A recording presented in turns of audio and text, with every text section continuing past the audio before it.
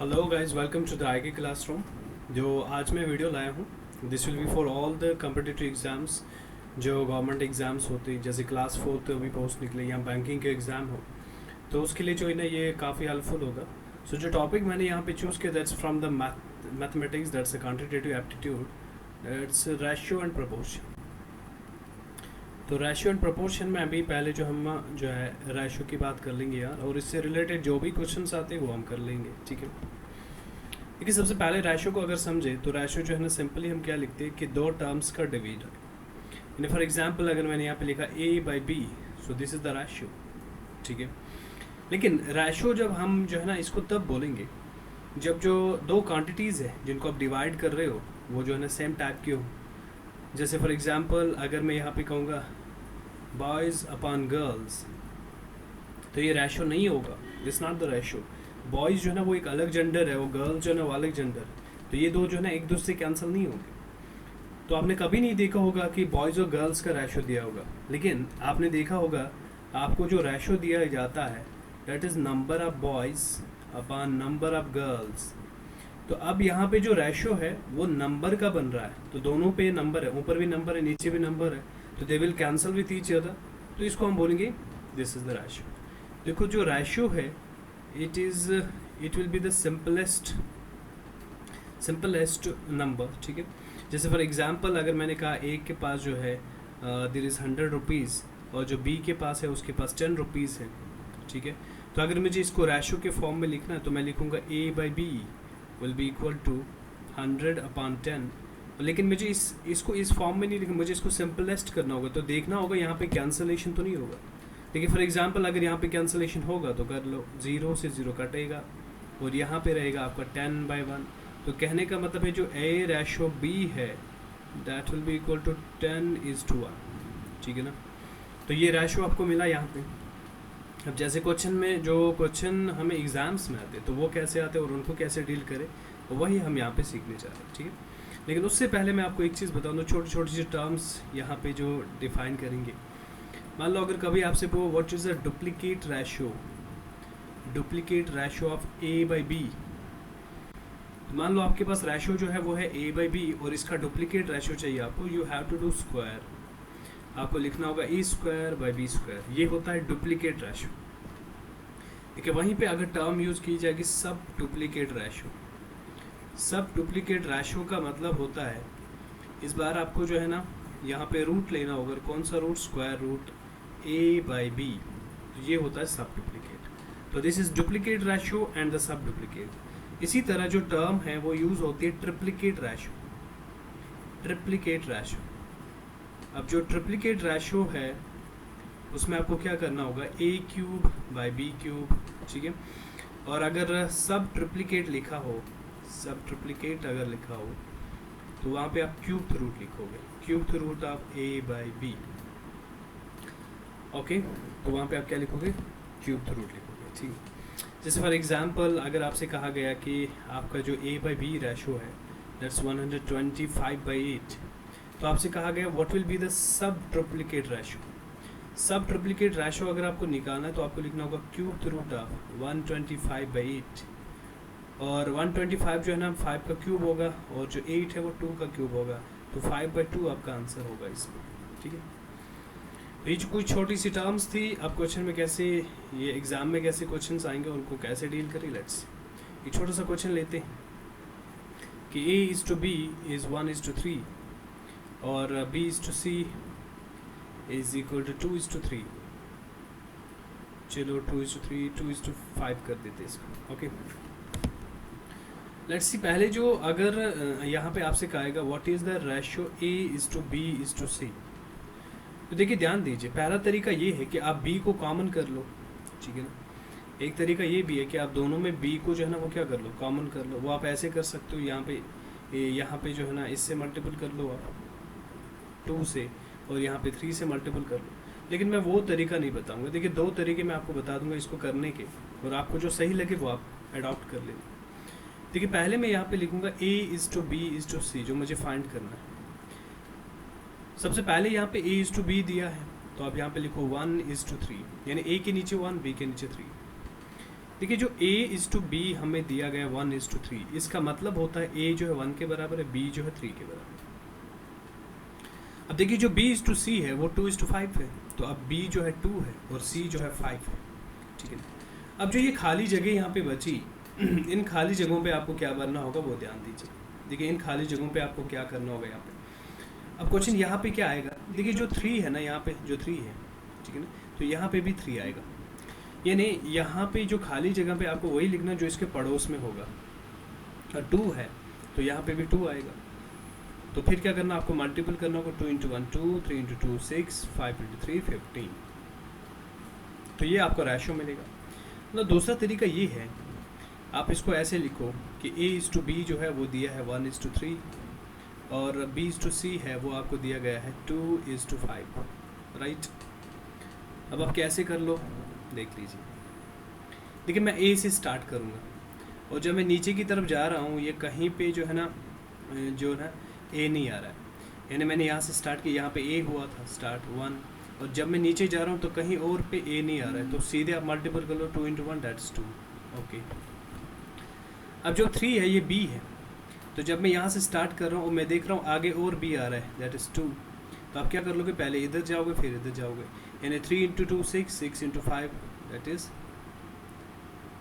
3 × 2 that 6, okay. इसी तरह देखिए अगर मैं c देख लूँ, जो c है यहाँ पे, वो यहाँ पे मैं यहाँ से स्टार्ट कर लूँगा, यहाँ पे देखिए c है नहीं, ठीक है ना, तो डायरेक्टली जो c है वो क्या आ जाएगा, नीचे जाइए आप, तो 3 × 5 दैट्स इक्वल टू 50, राइट। तो या तो आप इसको इस मेथड से कर लो, या तो मैं कहूँगा ये बेस्ट मेथड है, ये आप फॉलो कर लो, ठीक है। तो इसी मेथड से हम जो है ना सारे क्वेश्चन सॉल्व कर लेंगे। जैसे मान लो मैंने कहा a is to b is equal to 1:5 और जो b इज़ टू c है दैट्स इक्वल टू 2:3, और दूसरा मैंने यहाँ पे कहा c is to d is equal to let's see it is 4:5 something, ठीक है। तो जब हमें इसे सॉल्व करना और हमें पूछा गया what is a is to b is to c is to d, तो इस केस में देख ली क्या कर लेंगे आप। तो इस केस में मैं यहाँ पे लिखूँगा a is to b is to c is to d। सबसे पहले जो है a is to b value लिख लीजिए दैट इज़ 1:5, और b इज़ टू c लिख लीजिए 2:3, और c इज़ टू d लिख लीजिए 4:5, ओके। और उसके बाद यहाँ पे पड़ोसी आएगा 5 और इसका पड़ोसी 5, यहाँ पे पड़ोसी आएगा 3, यहाँ पे पड़ोसी आएगा 2 क्योंकि 2 है ना, यहाँ पे पड़ोसी आएगा 4 और यहाँ पे भी 4, ठीक है। अब बस क्या करना, मल्टीपल कर लो, या यहीं पे देख लो कैंसलेशन हो जाए तो वो कर लो, ठीक है। देखो मल्टीपल कर लेंगे, 4 × 2 दैट्स 8, 4 × 5 20, 20 × 2 दैट्स 40, 4 × 5 20, 20 × 3 दैट्स 60, और 5 × 5 दैट्स 25, 25 × 3 दैट्स इक्वल 3 × 5 15, 3 × 6 7 75। और फिर यहाँ पे देखना होगा कि कैंसलेशन तो नहीं होगा, कैंसलेशन नहीं हो रहा, क्योंकि कैंसलेशन क्या देखना है आपको कि जो यहाँ पे कैंसिल करेगा वही सारे, मतलब कॉमन मल्टीपल होना चाहिए, लेकिन कॉमन मल्टीपल यहाँ पे होगा नहीं कोई, तो यही इसका फाइनल आंसर होगा, ठीक है। देखिए मान लीजिए इसी क्वेश्चन में मैंने आपसे अभी कहा what is a is to d, आप क्या करोगे, यहाँ पे a का वैल्यू देखोगे क्या है, वो है 8, और जो d का वैल्यू देखोगे दैट इज 75, तो आप लिखोगे 8:75, ठीक है ना, डायरेक्ट। बट अब क्वेश्चन ये है, जब एग्ज़ाम में आपको ये क्वेश्चन दिया गया और आपको डायरेक्टली पूछा गया what is a is to d, तो उस टाइम जो है ना आप ये सब नहीं करोगे, उस टाइम आपको a is to d direct निकालना है। तो उसके लिए क्या करोगे, आप देखिए क्या लिखोगे, आप इस तरह से लिखोगे a इज़ टू d, और a के नीचे जो है ना जो सारे रेशोज लिख लोगे दैट इज़ 1:5, 2:3 और 4:5, ठीक है ना। So this is the trick for it कि डायरेक्ट आप कैसे फाइंड आउट कर दोगे। तो अब क्या करना, सीधे मल्टीपल कर लो, 4 × 2 दैट इज़ 8, और 5 × 3 15, 15 × 5 दैट्स इक्वल 75, तो 8 × 75 यहाँ पे भी आपको आंसर मिला। तो इस तरह से आप जो है ना directly a is to d जो है ना फाइंड आउट कर सकते। तो आते हैं हम क्वेश्चंस पे जो कुछ एग्जाम्स में पूछे भी गए हैं, ठीक है। तो यहाँ पे जो है ना पहला ही कॉन्सेप्ट हमारा यूज़ होगा कि A is to B is equal 3:4, B is to C is equal 2:5, find A is to B is to C. तो मैं यहाँ पे लिखूँगा A is to B is to C, ठीक है। और ए के नीचे यहाँ पे पहले 3 और बी के नीचे 4, 3:4। दूसरा बी इज़ टू सी है 2:5, तो आप लिख लो यहाँ पे 2:5। अब यहाँ पे खाली जगह है, खाली जगहों पे क्या आएगा, पड़ोसी आएगा। यहाँ पे पड़ोसी 4 और यहाँ पे पड़ोसी 2। अब मल्टीपल कर लो, 3 × 2 6, 2 × 4 8, 5 × 4 दैट्स इक्वल टू 20।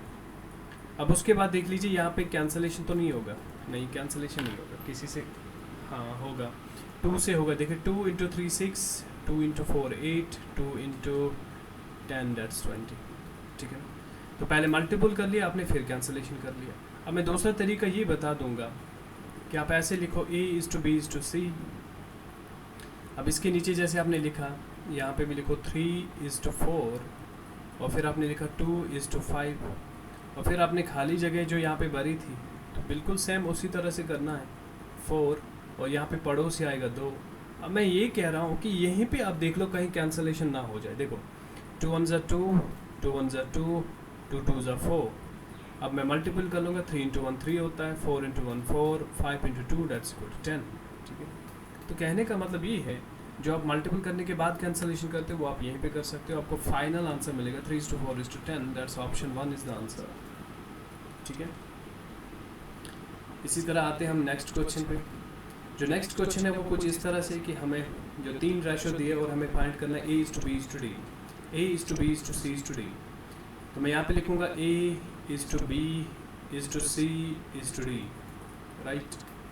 अब ए इज़ टू बी के नीचे पहले 1:2, फिर बी इज़ टू सी दिया है तो लिख लो 3:2 और फिर आपको सी इज़ टू डी दिया गया है 1:3 तो आप लिखोगे 1:3। अब खाली जगह भरनी है तो भर लो, यहाँ पे पड़ोसी और पड़ोसी, यहाँ पे इसका पड़ोसी दैट्स 2 और यहाँ पे इसका पड़ोसी दैट्स 3 और यहाँ पे इसका पड़ोसी आएगा 1 और यहाँ पे 1, ठीक है ना। मल्टीपल कर दो या पहले देख लो कैंसलेशन तो नहीं होगा। देखिए कैंसलेशन पॉसिबल है नहीं, देखो 3 3 आगे 3 नहीं है, 2 2 आगे 2 नहीं है, ठीक है। तो इसलिए सीधे मल्टीपल कर लेंगे हम, 3 × 1 3, 2 × 3 that's equal 6, 2 × 2 4, 2 × 2 4, 4 × 3 that's equal to 12, ठीक है। तो 3:6:4:12 ये option D that's fourth part जो है इसका आंसर होगा। नेक्स्ट क्वेश्चन पे मूव करते हैं। ऐसा ही क्वेश्चन है आपको यहाँ पे दिया गया है A is to B that's equal 1:2, B is to C is equal 2:3, then find A is to B is to C. देखिए जो यहाँ पे आपको A is to B is to C निकालना, आप देखिए यहाँ पे क्या दिया है, ए इज़ टू बी दिया गया आपको 1:2 और बी इज़ टू सी दिया गया आपको 2:3। यानी यहाँ पे आपको पता है कि ए जो है 1 के बराबर है, बी जो है 2 के बराबर है। अब यहाँ पे भी बी 2 के बराबर है और सी 3 के बराबर है, तो डैट मीन्स यहाँ पे बी ऑलरेडी कॉमन है, तो इसमें आप मेथड डायरेक्टली लिखो 1:2:3, तो इसका आंसर डायरेक्टली 1:2:3 होगा, ठीक है ना। सो रेशो डायरेक्टली 1:2:3 होगा। जैसे और एक यहाँ पे क्वेश्चन दिया है इसी बेस पे 1:A:B:2, मैं यहाँ पे लिखूँगा A:B मुझे देगा 1:2, B:C दैट्स इक्वल 2:3 और C:D दिया गया 3:4। तो मैं यहाँ पे लिखूँगा A:B:C:D। अब A:B के नीचे मैं लिखूँगा 1:2, B:C के नीचे लिखूँगा 2:3 और जो C:D है इसके नीचे मैं यहाँ पे लिखूँगा 3:4। अब देखिए यहाँ पे सारे कॉमन है, देखो B जो है 2 2 और C जो है 3 3, तो इसका मतलब यहाँ पे डायरेक्ट आंसर आपका 1 2 3 4।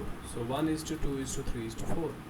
तो आपको देखना पड़ेगा, अगर कॉमन दे रखे हैं आपको तो उस केस में आप जो है ना इस मेथड के लिए नहीं जाओगे, इतना लॉन्ग मेथड करना नहीं है आपको, ठीक है ना, आपका डायरेक्ट आंसर आ जाएगा, ठीक है। अब देखिए और एक दो कॉन्सेप्ट बता दूंगा मैं आपको जिस पे क्वेश्चन आएगा। मान लो अगर आपसे इस तरह से दिया गया 2A = 3B और आपसे बोला गया what will be the ratio A:B, ठीक है। तो सिंपल यहाँ पे मैं आपको एक चीज़ बताऊँ, पहले मैं आपको तरीका बताऊँगा आप कैसे करोगे। देखिए अगर हमें A:B निकालना है, डैट मीन्स हमें A/B निकालना पड़ेगा। तो मैंने A यहीं पे रखा, B को यहाँ पे डिवाइड में लाया, यहाँ पे 3 था और यहाँ पे 2 था, इसको यहाँ पे लाया, तो कहीं ना कहीं मुझे यहाँ पे मिलेगा A:B = 3:2।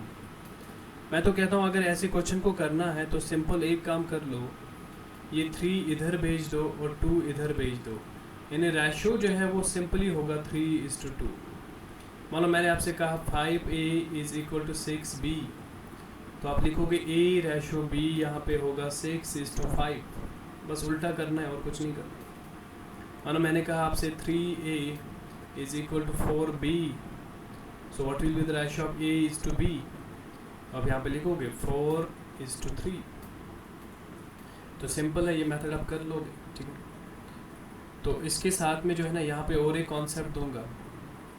मान लो आपको दिया है A रेशो B जो है that's equal to 1/3 is to 1/4, 1/3 is to 1/4। आपको A रेशो B जो है ना यहाँ पे निकालना होगा। What will be the A ratio B, ठीक है ना। तो देखिए यहाँ पे ध्यान दीजिए कैसे कर लोगे। अगर मैं A रेशो B यहाँ पे निकाल दूँ, अगर मैं एक मेथड यूज़ कर लूँ, मैं लिखूँगा A डिवाइडेड बाई B। अब A की जगह 1/3 और B की जगह 1/4, तो मेरा जो आंसर यहाँ पे आएगा 1/3 इंटू 4/1, क्योंकि ये डिवाइड मल्टीपल में चेंज होगा, 4 ऊपर जाएगा 1 नीचे आएगा, तो ये आपका आंसर बनेगा 4/3। दैट्स इक्वल टू कि A रेशो B जो है that will be equal to 4:3. This is the final ratio. This is the final ratio. But मैं कह रहा हूँ अगर आपको डायरेक्ट करना है एग्ज़ाम में तो ये स्टेप्स करने की ज़रूरत ही नहीं है। No, there is no need to do this. तो अब क्या कर लो, सीधे अब इन दो को क्रॉस कर लो। क्रॉस करके जो आपको आंसर आएगा वही आपको रेशो मिलेगा। देखिए 4 को 1 से 4, 3 को 1 से 3, यानी पहले इसको फिर इसको, तो ये डायरेक्टली आपको 4:3 जो है ना यहाँ पे आंसर मिला, ठीक है। सो डायरेक्ट आपको यहाँ पे क्या करना होगा, क्रॉस करना। जैसे मान लो मैंने आपको इसी केस में एक एग्जांपल दिया। यहाँ पे मैंने कहा A:B is equal to 1/3 is to 1/9, ठीक है ना। तो आपको A:B निकालना है, आप सीधे निकाल सकते हो 9:3, यानी क्रॉस कर लेना आपको, ठीक है, 9:3। तो इसको आप सिंपली फिर कैंसिल भी कर सकते हो, 3 × 3 9, 3 × 1 3, ठीक है, 3 × 3 9, 3 × 1 दैट्स इक्वल टू 3। तो इस तरह से आप इसका भी रेशो जो है ना वो निकाल सकते हो, ठीक है। आते हैं नेक्स्ट क्वेश्चन पे। हमारा नेक्स्ट क्वेश्चन जो है ना, जो मैंने बताया था आपको, इस बार आपको A:B दिया गया है 1:2, और जो B:C दिया गया दैट्स 2:3, C:D दिया गया है 3:2। You have to find A:D। अब A:D निकालने के लिए सारे रेशोज़ यहाँ पे लिखने पड़ेंगे आपको। 1:2, 2:3, 3:4, ठीक है। और जब आप यहाँ पे मल्टीपल कर लोगे, 3 × 2 that's equal to 6, 4 × 3 that's 12, 12 × 2 that's equal to 24। और फिर यहाँ पे कैंसलेशन होगा, देखो 6 × 1 6, 6 × 4 दैट्स 24। तो 1:4 जो है ना आपका फाइनल रेशो होगा, और ऑप्शन 1 में है 1:4, ठीक है। देखिए अगर मैं इसको लॉन्ग कट से करूँ जो है कि पहले आप A:B:C:D निकाल दो। जब A:B:C निकालना आपको पता है, उसके लिए मेथड है 1:2 पहले लिखो, फिर B:C का लिखो 2:3, C:D दिया 3:4। अब यहाँ पे सारे कॉमन है, देखो B भी कॉमन है, C भी कॉमन है, तो आप डायरेक्ट लिख सकते हो 1:2:3:4, ठीक है। चलो यहाँ पे तो बहुत ईजी रेशो दिया था, तो यहाँ पे भी आप लिख सकते हो A1 है और जो D है दैट्स इक्वल टू 4, ठीक है ना। यहाँ पे बहुत ही सिंपल रेशो दिया था, बट जहाँ पे रेशो जो है ना इतना सिंपल नहीं दिया होगा, वहाँ पे जो है ये मेथड आपके बहुत काम आएगा, ठीक है।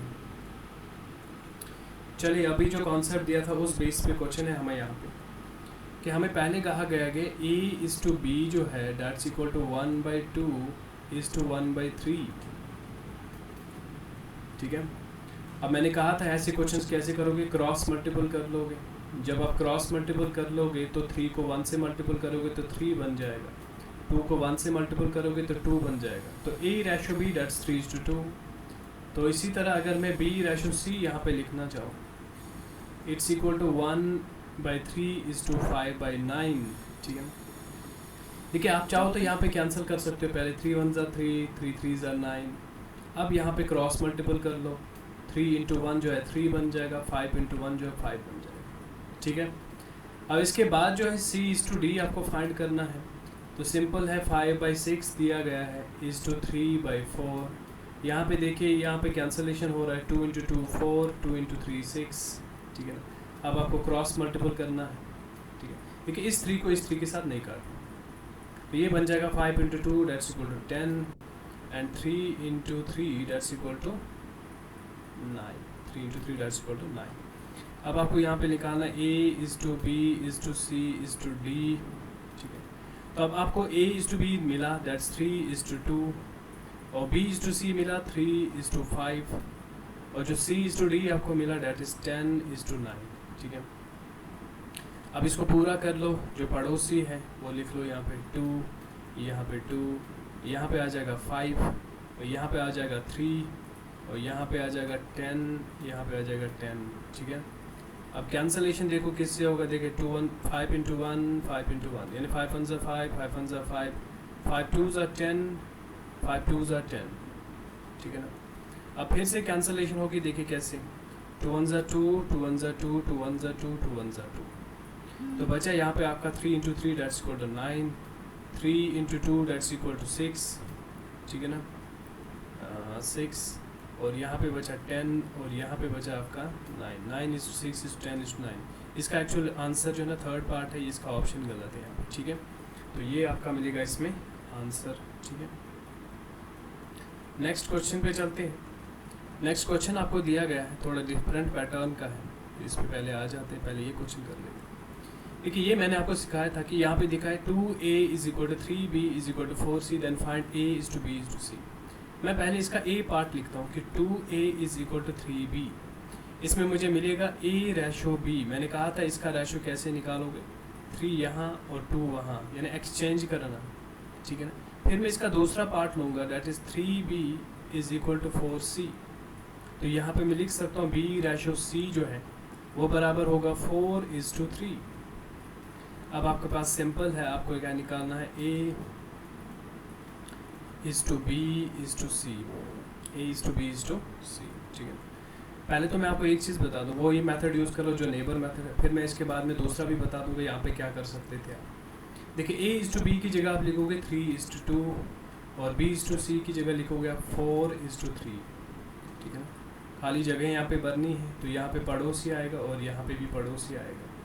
कैंसलेशन होगा 2 1 ज़ा 2, 2 1 ज़ा 2, 2 2 ज़ा 4, मल्टीपल होगा 3 2 ज़ा 6, 4 और 3, 6/4/3, यानी ऑप्शन सेकंड जो है ना आपका आंसर मिलेगा, ठीक है ना। अब देखिए यहाँ पे ऐसे भी कर सकते थे, देखो A/B जो है वो दिया है 3/2 और जो B/C है वो दिया गया है 4/3। यहाँ पे B जो है वो 4 है और जो यहाँ पे B है वो 2 है। मैं यहाँ पे B को कॉमन भी बना सकता हूँ। देखो अगर मैं इस B को 4 बनाना चाहूँगा, मुझे इसको 2 से मल्टीपल करना होगा, लेकिन अगर मैंने इसको 2 से मल्टीपल किया तो मुझे इसको भी 2 से मल्टीपल करना होगा, यानी जो ऊपर A/B है वो बन जाएगा आपका 3 × 2 6, 2 × 2 4। अब यहाँ पे भी 4 आए, यहाँ पे भी 4 आए, तो आप डायरेक्ट लिख सकते हो A/B/C is 6/4/3। तो जहाँ जहाँ पे आपको लगे बहुत ईजी है ये, तो आप दोनों में से कोई भी तरीका यहाँ पे कर सकते हो, ठीक है ना। तो इसी बेस पे और एक क्वेश्चन है 2A = 3B = 4C। I think यही क्वेश्चन है, हाँ ठीक है, रिपीट हुआ ये क्वेश्चन। ओके यहाँ पे जो एक क्वेश्चन है डिफरेंट क्वेश्चन है, ये भी कर लेंगे। देखिए A/B जो है दिया गया आपको 7/5, सो A/B = 7/5 और फिर आपसे कहा C/D जो है that's equal to 2A = 3B। देखिए A/B का मतलब है यहाँ पे A जो है वो 7 है और जो B है दैट्स इक्वल टू 5, ठीक है। तो मैं यहाँ पे निकाल सकता हूँ कि जो C/D है दैट्स इक्वल टू 2A की जगह वैल्यू दीजिए 7 और 3 जो है B की जगह वैल्यू दीजिए 5, ठीक है ना। 2 × 7 14 होगा, 3 × 5 15 होगा, ठीक है। ये आपको मिला C/D। आपको फाइंड क्या करना है AC/BD, AC/BD। अब A क्या है 7 है और C क्या है आपका 14 है, जो B है वो कितना है दैट इज़ 5 और जो D है वो कितना है 15, ठीक है। देखिए अब यहाँ पे ऑप्शंस पे जाइए और देखिए यहाँ पे क्या करना है, आपको मल्टीपल करना है। आप पहले सिर्फ यूनिट डिजिट का मल्टीपल कर लो, 7 इंटू 4 28, तो 8 आ गया यहाँ पे यूनिट डिजिट पे, 5 इंटू 5 25, तो यूनिट डिजिट पे 5 आ गया। तो अब आप ऑप्शन में देख लीजिए ऐसा कौन सा ऑप्शन है जिसके यूनिट डिजिट पे एक जगह 8 है, दूसरी जगह 5 है। देखिए एक ही ऑप्शन है, वो है ऑप्शन सी, ठीक है ना। तो ये हमारा कंफर्म आंसर हो जाएगा। अब चाहो तो इसको कर भी सकते हो, 7 इंटू 14 जो है डेट्स इक्वल टू 98, और जो 5 इंटू 15 है डेट्स इक्वल टू 75। तो ये आपका यहाँ पे आंसर आएगा, ठीक है ना। तो फिलहाल इस वीडियो में हम इतना ही करते हैं। नेक्स्ट वीडियो में जो है ना और कॉन्सेप्ट्स लेके आएंगे और क्वेश्चन जो है ना हम सॉल्व करेंगे। ये जो सारे क्वेश्चंस मैंने डिस्कस किए ये कहीं ना कहीं एग्जाम्स में पूछे गए हैं और इनके चांसेस है पूछने के, ठीक है। तो आप चैनल को जो है ना सब्सक्राइब कीजिए and press the bell icon so that notification आपको मिलता रहेगा, ठीक है ना। And just give your support so that I can do something for you. Thank you.